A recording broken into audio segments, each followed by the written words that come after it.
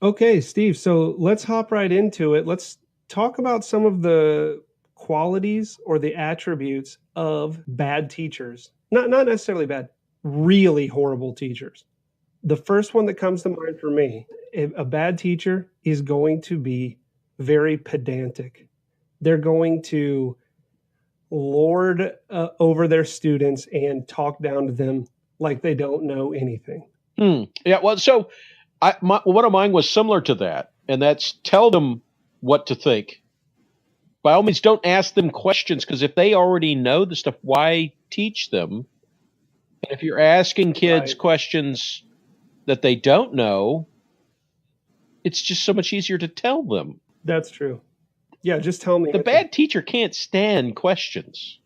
What they don't. No. Well, there's no place. There's no purpose. There's no purpose. Right. The bad teacher is also indifferent. They don't care about their students. They don't particularly care about the subject. They don't even hate their students or the subject, but they are just indifferent. That's right. You know, the yawn is their best method of teaching, you know. That's right. The only thing they often care about, so my characteristic was favoritism. Yes, that's a bad one. They do have their favorite student, and everybody knows who it is. You might as well just assume that when they're talking about assignments, or especially about grades, now Susie, she wrote the best paper, and she's going to stand up and read it for us, and so on. I think if you want to be a terrific bad teacher, first day of class, choose the smarmiest student in the class. This is my pet. This is my favorite. Only call on her.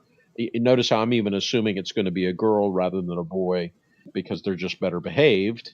So favoritism. Good, definitely. And I think another quality would be just a teacher who is ignorant, who just does not know their subject well. It almost goes without saying. In fact, often what they say is, this is one that made it on my list, do what I say, not what I do. Ah, perfect.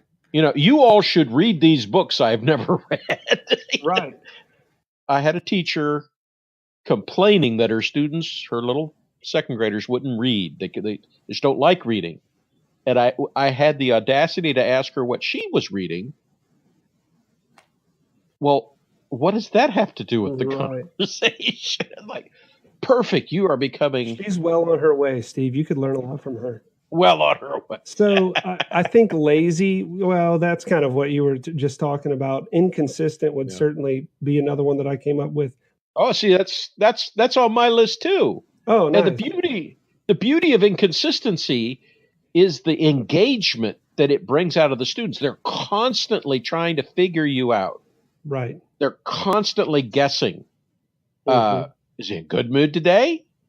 Are we going to get a grade today, like you were talking about with your teacher? Are we ever going to get those tests back? Right. It's great. Well, it's horrible. I would say another attitude maybe would be a bad teacher is not only uncreative, but anti-creative. Well, there's only one way to teach. No creativity here. And if you learned it in teacher's college and you've been using it well for 20 years, why would you try and fix something that's so well broke? You know?